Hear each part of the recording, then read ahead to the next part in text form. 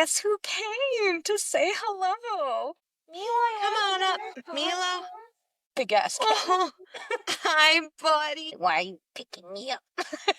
Okay, bye. Oh, hard exit. Yep. Hello, fellow yappers. I'm Ruchi. And I'm Shalini, and we're your hosts of Binge, Yap, Repeat. We're two best friends who spend an embarrassing amount of time binge watching TV, and honestly, we just need to talk about it. If you're here, we're guessing you do too. Fair warning, this is a spoiler-friendly zone. We will be discussing lots of spoilers. So, if you haven't watched the show yet, hit pause, go binge, and come back when you're ready to yap with us. And now, it's yap time.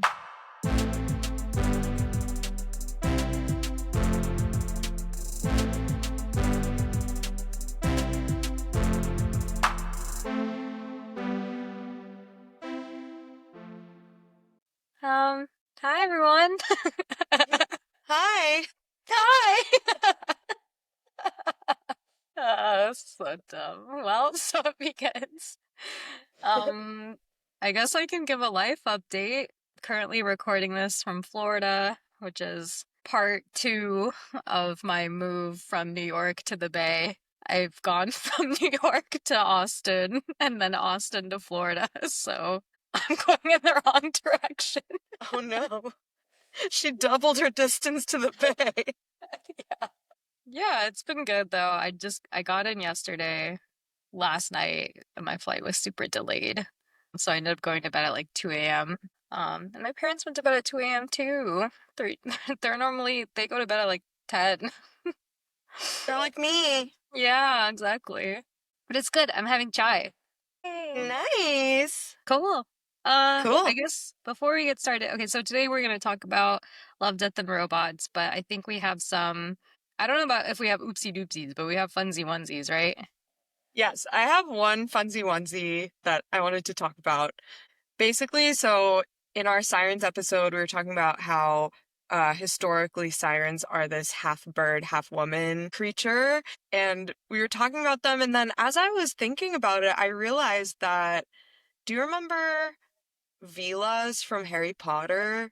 Yeah. Yeah, so they were these creatures that the Bulgarian Quidditch team brings out during the World Cup. And as the Vilas dance, all of the men are completely enthralled and they get into this trance-like state. And they're these really beautiful creatures. And the men, Harry starts walking towards the window of the box that he's in. And then they stop dancing, and I don't remember exactly what happens, but for some reason the Vilas get upset about something, and then they start turning really scary and evil, and like they grow beaks and talons, and then they basically become these like scary bird women creatures. And so I didn't think about them at all when we were recording, or even when I was watching Sirens or thinking about the creatures Sirens, but yeah, I just remembered that as I was editing the episode, and I was like, oh, I want to add that in because I feel like that's the only modern depiction of any siren-like creature that we've seen. Good call. Yeah, and then wasn't Flora was like half Vila or something, right? Her grandmother was a Vila, yeah. So she's I guess quarter Vila. Oh, I Her see. grandmother was half Vila? I need to know this. Shalini, Harry Potter trivia. Oh, yeah. Oh, I was right. Fleur's grandmother was a full-blooded Vila. Yeah. Ah, okay. Yeah. So Flora was quarter Vila. Yes. So birds, not mermaids. Yes, those were birds, not mermaids. Mm-hmm. But weren't there also like mermaid type things in Yeah, Harry there Potter? were also mermaids in Harry Potter. Yeah, Okay, they just live in the weren't like Great the Lake. siren. Correct. Yeah, they were just called mer people, and they just lived in the yeah, lake. and they lived in the lake, right? Yeah, And they helped Harry out with like the gillyweed or something. I can't remember. they're the ones guarding the um most important things to each contestant down in the lake, and yeah, that's when Harry uses gillyweed to go get them. That was my favorite book, The Goblet of Fire. Oh, Yeah. nice. And then it turns out that Harry and Hermione weren't a thing, and that was like solidified in the 5th book onwards, and I was like, I hate this series. Oh, I did want to give a shout out. I wanted to say thank you to everyone who is actively listening on Spotify or YouTube, especially if you are not our friends and family, because if you're our friends and family, you're obligated to listen to us. But if you're not, that means you actually like listening to us. And I really appreciate that. We really appreciate that.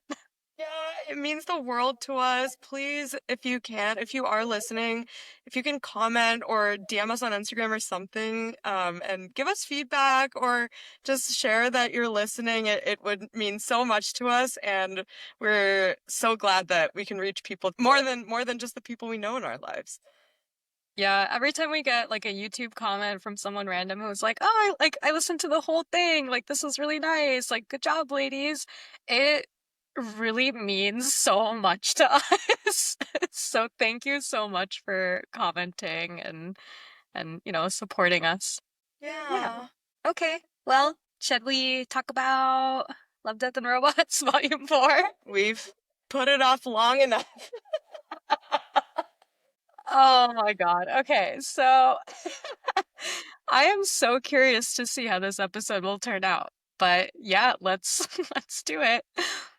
So today Shalene and I are talking about Love, Death and Robots Volume 4, which dropped on May 15th on Netflix and consisted of 10 episodes.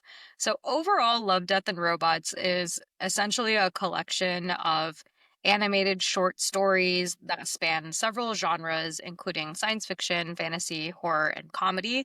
World-class animation creators bring captivating stories to life in the form of a unique and visceral viewing experience. And that was from the Google card synopsis for Love, Death, and Robots. So like I said, there were 10 episodes. Can't Stop, Close Encounters of the Mini Kind, Spider Rose, 400 Boys, The Other Large Thing, Golgotha, The Screaming of the Tyrannosaur, How Zeke Got Religion, Smart Appliances, Stupid Owners, and For He Can Creep. One thing that I wanted to mention is, I think we had talked about this actually in the Black Mirror episode before, where all of these episodes are in shuffled order. So, the order that you probably saw them in, Shalini, is different than the order that I saw them in, et cetera, et cetera. So we say like, oh, episode 1, 2, 3, 4, but really everyone probably saw it in different orders. So I'm going to ask you the hardest question I've probably ever asked you on this podcast, Shalini. What did you think about Love, Death, and Robots Volume 4? All right. I would say this was not my show. A lot of people told me I would like this show because I like Black Mirror, but I think one of the core differences is that this show is I guess because the episodes are so short, they can't really build out characters and, you can't really like feel much for the characters because you've just met them. And also, it's way more, I don't know, fantasy, sci-fi, space, alien focused than Black Mirror is, where Black Mirror is mostly realistic, just like with this technology, this extra technology aspect. And I'm not really a sci-fi fantasy person, and so I can't say I loved it. However, some things I did appreciate. Uh, I thought the animation included in each episode was very cool, and I loved that each episode was different. So that was fun. I loved recognizing the voices of actors that I know and then looking it up and being like, oh my gosh, that's this person. So I'm excited to talk about that. And I was trying to imagine, similar to in Black Mirror, when my mind kind of jumped to like, how did the creators think of this episode? I was always like, oh, they must have been like, let's create an episode around the Mandela effect.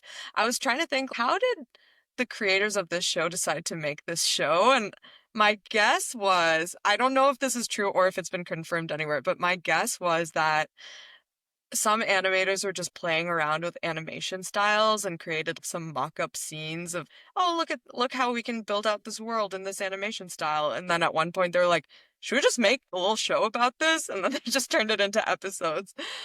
So my mind took some interesting turns while watching this. Again, not my show. Some of the episodes really dragged on, even though somehow there were like 15-minute episodes, but I was like, please end. But Oh no. yeah, I guess that's where I'll stop. How about you? I totally agree with you. I think there were some episodes where I was like, why did it just end? What do you mean? I felt like we just got started into investing into this world and then it ended at this pivotal moment. And I was really kind of like taken aback by that. I think I found myself saying, that's it after a couple episodes in this volume. Um, I agree with you about the animation style. I thought that was really nice. I feel like an analogy would be if you remember in Adolescence, the creators of Adolescence were like, "Oh, I just want to create a one-shot show and like what narrative would fit into that style. Let's figure it out." I think it was probably really similar here, except they were really boxed by this time constraint of we need to only do like 5 or 10 minutes or so. I guess I was really thrown off by that because I do think previous episodes of Love, Death, and Robot had at least 30-minute episodes, and there were Hmm. sequels as well to some of the storylines. So, yeah, it felt very, what's the term? Grab bag of things. Um, and I don't know if I really liked it either, honestly, this season. I appreciate how many cat references there were, like little cats in the shows. I really liked those episodes. Yeah, that was But so funny when I messaged you and I was like, "Oh, I like this cat episode," and you were like, "Which one?" And I was like, "Wait, what?" Because I hadn't gotten to the he can creep one. yeah. Uh, yeah, that was funny. Which one was your favorite episode out of all of the 10? You know what? I actually think it was the smart appliances episode. Yeah. That one was so funny, and yeah, I think that also had the most star-studded cast, if I recall. And so it was fun to just be like, "Oh, who's this person?" and then look it up and be like, "Oh, who's that person?" And I don't think that one was all about one person, was it? It was just like random appliances owned by different people. I think yes, but at the end they had two appliances by the Bowman family because Oh, they okay. referenced each other. It was the toilet being like, "Oh God, I have the worst job in the world," and then it switched to the litter box at the end being like, "Let me guess, the toilet told you that he has the worst job in the world." Amazing. Yeah, I think that one was my favorite too, probably because there was that added bonus of, "Oh, I know that voice." So Ronnie Chang, I think, who was the blow dryer? I can't remember. I think he was the electric toothbrush. Electric toothbrush, yes. Ronnie Chang is the toothbrush. I clocked that one immediately. Yeah. Um, I didn't recognize any of the others, but I agree. It felt like they were more of the star-studded cast. And that was the episode that Netflix, I think, promoted on their socials a lot. I think it was that one and Close Encounters of the Mini Kind were clips that I had seen Mm, before. okay. Did you look up who the other voices were? I did, but I forgot. Oh, great. Okay, so the first one is the thermostat. That was voiced by Melissa Villaseñor, who I recognize the name, but I don't know what I know her from. Oh, she's an SNL. Okay. Oh, actually, I don't know how I know her, Hmm. but cool. Okay. Maybe SNL. Maybe I Yeah. know her from SNL. Yeah, Ronnie Chang is the electric toothbrush. Amy Sedaris was the security camera. Amy She's Sedaris, that was the other one that I recognized. yes, her voice is so recognizable. Yeah. Um, listeners, she also voices Princess Carolyn in BoJack Horseman. Um, she was also in Unbreakable Kimmy Schmidt and a few other things. Then the air purifier was Kevin Hart. I Yeah. also recognized his voice, but I couldn't figure out who it was. Wow, Then, I didn't know that he was the air purifier. I didn't clock that one. oh Wow. yeah. The shower head was Josh Brenner, who I think is Big Head in Silicon Valley. Oh, yeah. Wow, that's funny. Yes. Nelson Spaghetti. Yes, yes. The waffle maker is Nat Faxon, who I know from Loot, but I know he's been in other stuff. He's the nerdy love interest of Maya Rudolph in Loot. Oh, Um, this guy. Okay. yeah, he has a really famous face. I just can't remember what else I know him from. Yeah, I don't know. I'm looking at his movies and shows. I don't recognize any of these shows, but I know that I know his face. He was also a part of Disenchantment, the Netflix animated series. I don't know if you ever Oh, watched that. Yeah. the massager, they call it on IMDb, the vibrator, was voiced by Niecy Nash, who is the therapist in Never Have I Ever. What else was she in? Niecy Nash. Oh, she was in Reno 911. She's an AP Bio Okay. with Along with our man Dennis, Ellen Glenn Dennis. Howerton. Yes, from It's Always Philly. And then lastly, do you know who the toilet was, or do you remember who the toilet was? No.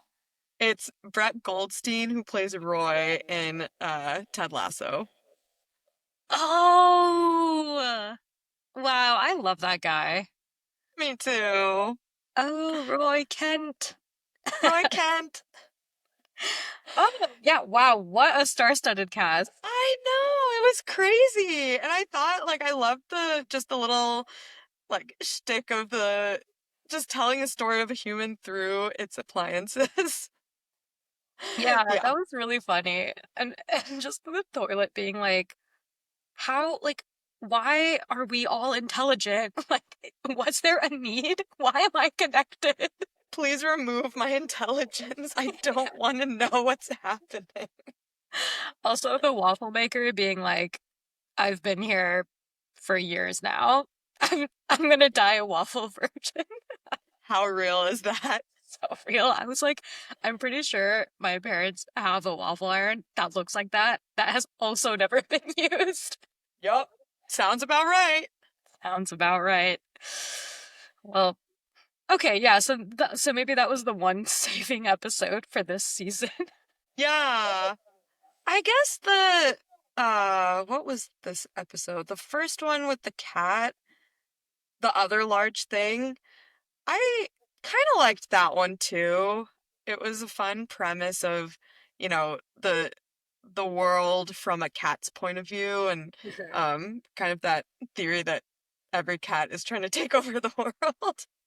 So that one was pretty fun too, but I don't know, something about the animation of that episode made everything just look so gross. I think the way they portrayed the humans were really gross. Yeah. Yeah, and like the apartment was gross and everything just looked dirty and dark. Yeah. But I think that was the point. Mm. The one episode that I really did not like was how Zeke found religion. Oh my God. I need to be so honest with you in this moment. I just skipped that episode 2 minutes in. Wait, why? Okay, why did you skip it? So that was, I think, episode 7 for me or something. And so I had already watched Spider Rose, which I did not understand and did not enjoy. I had watched 400 Boys, which I did not understand and did not enjoy. And when I Yeah. saw the Zeke episode start, I was like, I just know I'm not gonna like this, so I just Yeah. skipped it. Yeah. Well, I'll give you the TLDR for that Okay. one. Basically, it's about this like crew that flies over. It appears to be Nazi Germany, and they bomb this church where some satanic ritual is happening. And I think they bomb it a little bit too late, it feels, because a demon was summoned, and then this demon basically goes into their plane and starts violently maiming all of the crew members, except for I think two or three of them survive. One of them being Zeke, who at the beginning of the episode was not religious at all, and then it turns out that the only thing that could kill or like injure this beast was the cross that one of the Mm, other crew members had. So then Zeke is like, oh shit, we don't know anything that goes on in the world, and I should be religious because that thing came from hell. And so I need to find religion. So I mm, don't know if it was an analogy to the horrors of war and having the horrors of war be so hellish that people kind of have to turn to religion as the only way to make sense of the horrors that they've seen. So that could be one reason, but just the way that they gratuitously pictured the violence that happened for these crew members, I was like, dude, I get it. You're like driving a spike through this guy's eye and like you're Mm. crushing this guy and then his like eyes like pop out. It was that kind of violence for every single crew member. I was like, I'm like, I don't want to watch this anymore. Like, I get it. They all Yeah. die. I get it. That also reminds me, actually, very briefly, that reminds me of a statistic that my aunt sent me that was like 68% of doctors are religious, which is way over the national average of religious people. And I think it's a similar thing of doctors see such horrors, such unspeakable horrors, that they have to turn to religion to just make sense of it all. But Mm. anyway, um, how you felt about that with just like the overdoing of violence, really graphic violence. I felt that way about a few of the episodes. I felt that 400 way boys. about Yeah.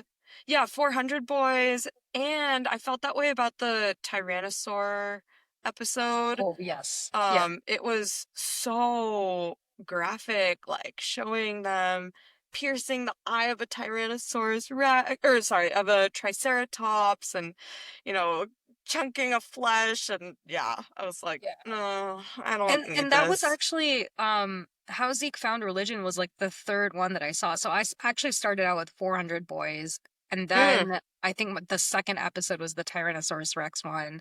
And then I think a couple episodes later, then I started watching How Zeke Found Religion. And I was like, like by that time, I was like, bruh, I'm too done. much. Too much.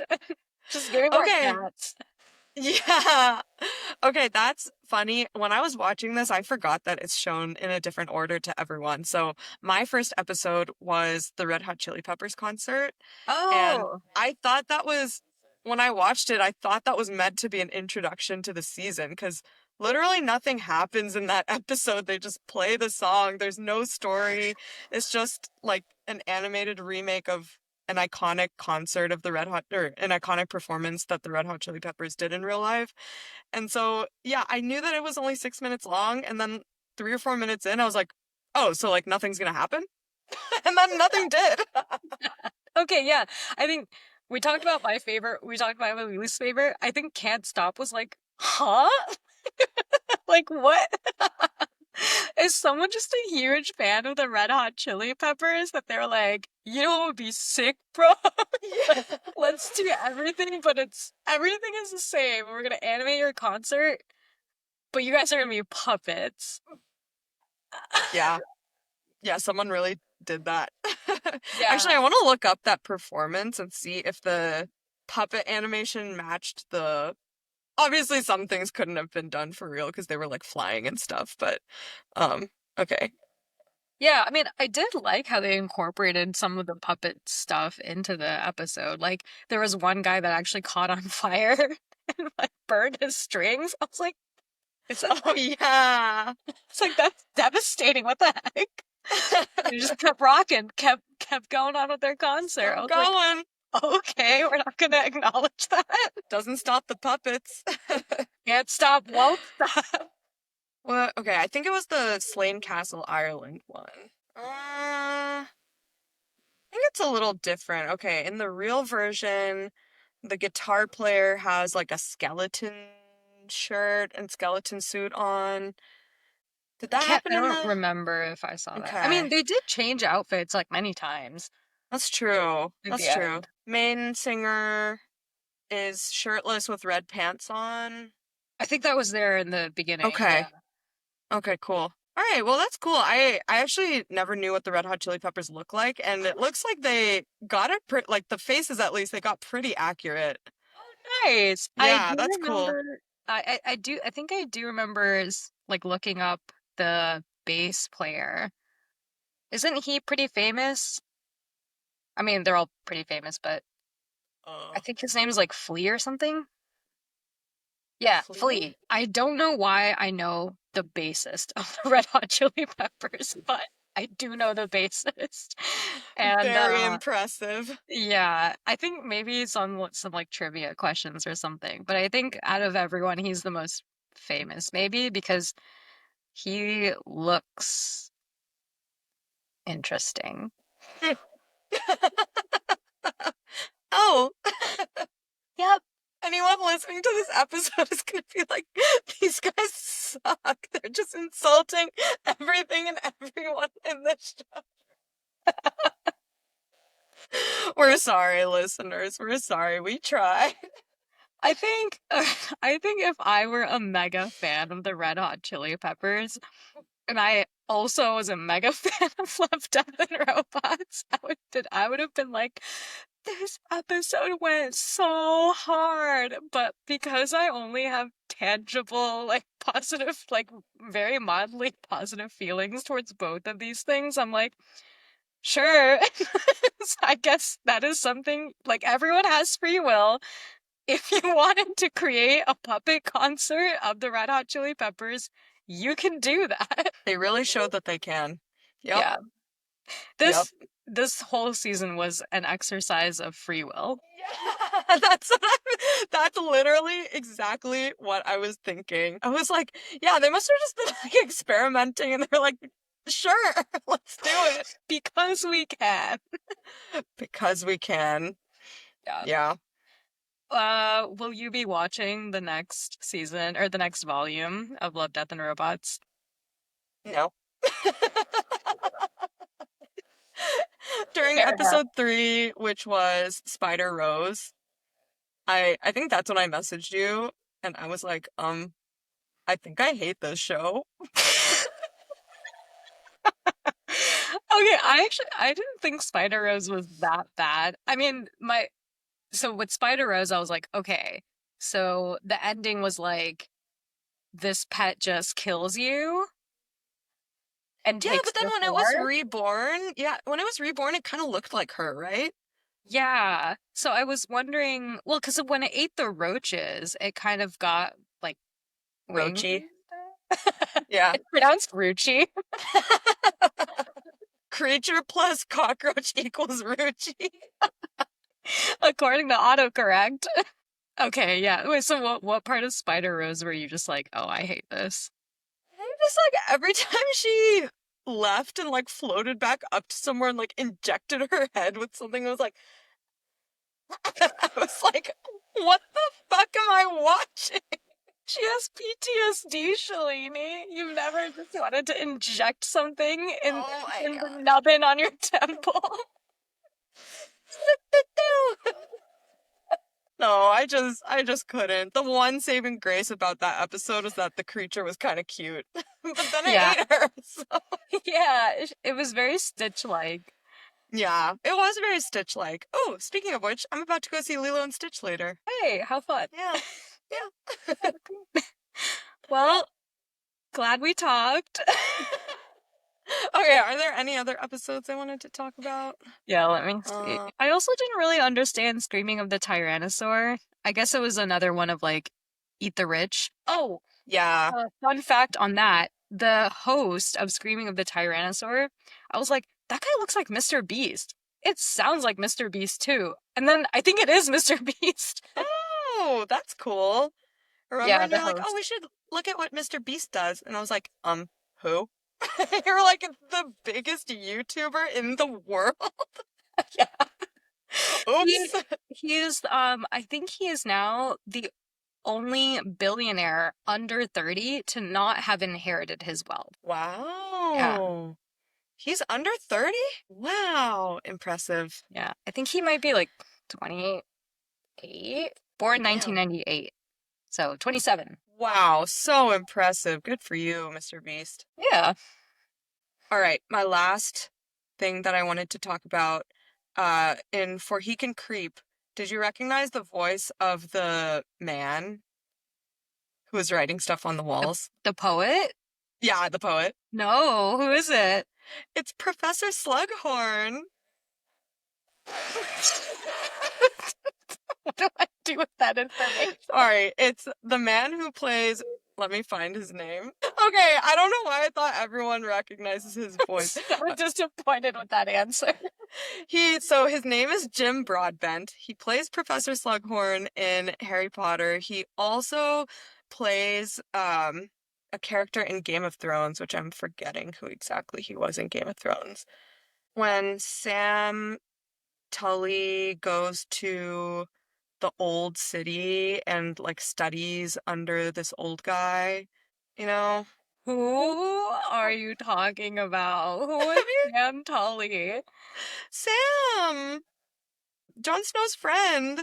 Did you watch Game of Thrones? Have I? This is like years ago that I watched it. Okay, now let me look up Fair Sam enough. Tully. Okay, no, Sam's like John. Oh, that guy, that Yeah, guy. Yes. yeah, he's like the like portly friend of Jon Snow who has a heart of gold and like saves oh my God, the wildling girl from her dad and yeah. Yeah, so he and the girl, oh my God, what is her name? Tarly. Oh my God, I said Tully. Tarly, Oh, Sam Sam Tarly. Sam Tarly. Yes. Yes. Uh Grand Maester. Yeah, so I think Jim Broadbent plays the Grand Maester in the Old City. Oh, dude. Wow, I thought that was gonna be a way more fun fact than it was. From one peripheral actor to another peripheral actor in another show. Gilly, that's the girl he saves. Oh my gosh. I just rewatched Game of Thrones last year, but I feel like I need to rewatch it again. I've forgotten so much. Yeah, But yeah, you've forgotten so yeah, you don't even know who Sam is. I just forgot. Game of Thrones, I think the ending was so disappointing that it just left a sour note in everyone's mouth. Because, like, if you remember when Game of Thrones was coming out, everyone was like, you have to watch this. This is the Yeah. greatest show of our generation. And then the ending was just so bad or lackluster that no one talks about Game of Thrones anymore. Oh Like my God, I know. we still talk about Gilmore Girls, like, well, you still talk about Gilmore Girls. We. We or Sex and the City, or like these other types of iconic shows that still come up, The Office, but Yeah. no one really talks about Game of Thrones anymore. It's so I sad. know. It's like our embarrassing uncle we want to brush under the rug and never talk about. It's Yeah. such a shame. Yeah, for 7 seasons, it was the greatest show that television had ever created, and Yeah. then it just got so ruined so horribly. I remember being pissed. Like, I started watching the show pretty late, I think after season 5 or 6. But if I had been a loyal watcher since season 1, I would have been so pissed. And just the fact that, like, they were so lazy about it too. Oh my God, we could rant about Game of Thrones Yeah. forever. But yeah, like, the fact that in season 8 there was a Starbucks cup in the middle of one of the scenes Yeah. in Winterfell. Yeah, just so fucking bullshit. Yeah, they got so lazy, and I don't know, it just wasn't true to any of their characters how all that stuff ended. It was like, oh, Arya just like did this and Cersei just like got exploded and like that's it. Like that's how she ends. I know. I know. Ugh, Yeah, just kind of such a just gave shame. up at the end. The characters just gave up at the end. They were all Yeah. so tired. They were like, get us out of this contract, whatever it takes. Seriously. But yeah, it left such a bad taste in my mouth that was also one of the reasons I didn't want to watch House of the Dragon because I was like, Mm, yeah, meh, yeah. hot D, Hot D. hot D. All right, well, should we rate? Sure. Get this ish over with.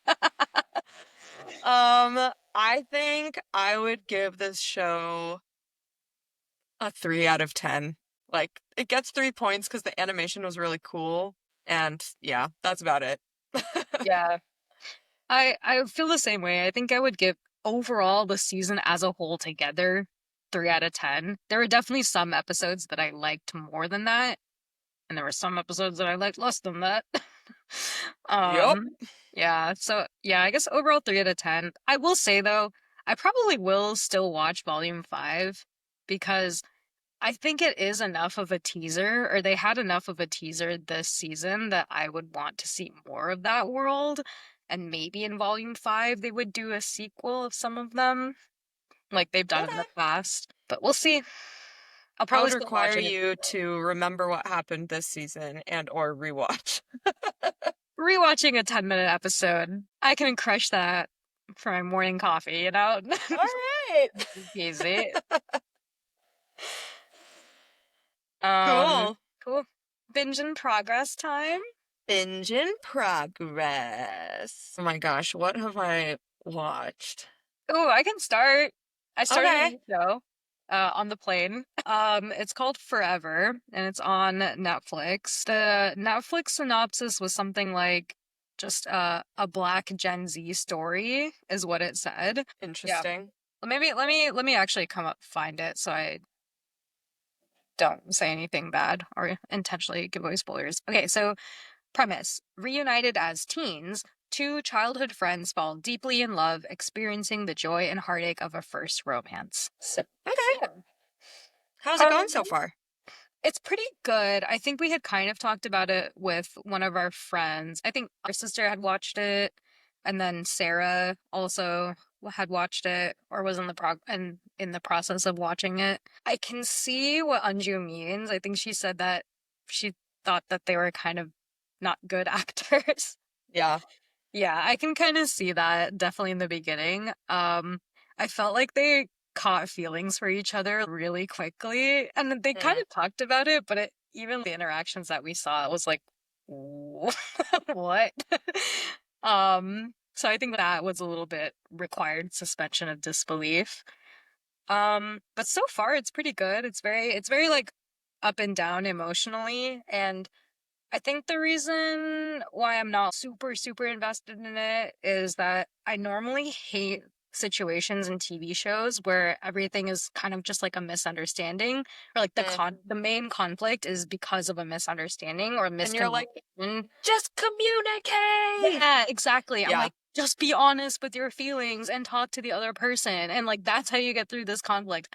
I hate it when people do that Yeah. in TV shows.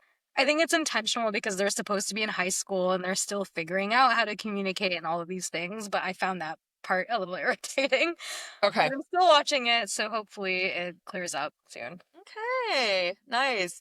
Yeah, I feel similarly about romances in general, books, TV, or otherwise. I feel like at this point in my life, I'm over 30 years old. I just like have no patience for these people. I think Emily Henry's books are guilty of this, where a lot of times I'm like, it's not that deep. Like just you like why are you reading into this so much? She'll be like the or I'm trying to think of an example. The girl will be like, "Oh my God, after we kissed, I didn't hear from him for 2 days, so he must have decided that he hates me and never wants to see me again." And it's like, you know that his dad is sick. It's probably something to do with his dad, and then it is, like Yeah. I just can't. Yeah, I have no patience for that, and so I don't know. I don't know if I can watch forever, but maybe I'll give it a shot. Cause There was a situation in Forever that was very similar to that. okay, But I think it's gotten to the point now where um the main conflict is not really communication, at least between the two people. It's more of communication with other characters. So okay, that's why I'm like, okay, let's see how this plays out. yeah. Okay, cool.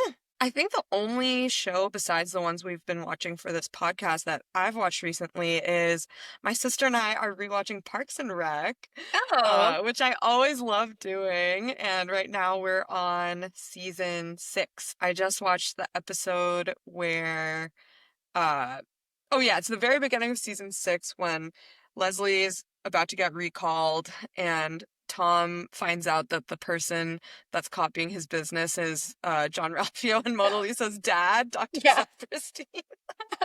Those are the best, like, mm, like aside from the main characters, they're the best side characters ever. Oh my God, how are those two not related? Jenny Slate Seriously. and Ben Schwartz, they're so amazing. Wait, I'm so excited. I'm gonna go see Schwartz and Friends in Oakland in July, I think. Yeah. I'm so jealous. You're out of town, right? I'm out of town. Yeah. So Boo. I'm happy that I'm gonna get to see them in Oakland. Yay! Well, anyway. All right. Well, thanks for yapping with us. That's gonna be our outro before our outro every time. Thanks for yapping with us. If you loved this episode, have some hot takes we missed, or if you've got a show you're dying for us to binge next, follow us on socials. We're at Binge Yap Repeat. Until next time, happy binging!